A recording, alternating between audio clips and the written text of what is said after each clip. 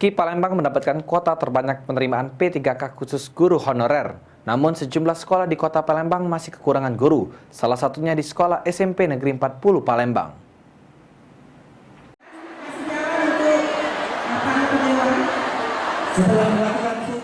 Untuk memenuhi kebutuhan guru di kota Palembang, pemerintah kota Palembang pada tahun 2022 ini membuka lowongan untuk pegawai pemerintah dengan perjanjian kerja PPK sebanyak 3.500 PP guru. Namun faktanya di lapangan, sejumlah sekolah di kota Palembang masih kekurangan guru, salah satunya di sekolah SMP Negeri 40 Palembang. Masih membutuhkan tenaga pengajar 20 orang guru, sedangkan yang baru terima P3K hanya 3 orang. Kepala Sekolah SMP Negeri 40 Kota Palembang berharap kepada pemerintah Kota Palembang melalui Dinas Pendidikan untuk segera memenuhi kebutuhan guru, sehingga proses belajar mengajar berjalan dengan baik.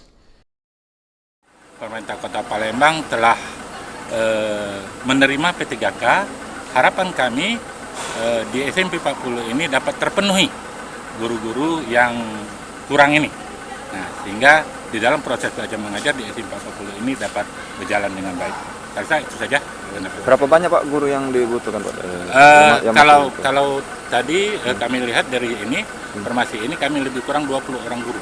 20 orang guru. Ya. Ini P3K lah berapa yang sudah diterima Pak dari sekolah? P3K yang sudah diterima di SMP 40 ini ada 3 orang. Berarti masih banyak Pak ya? Iya, masih banyak.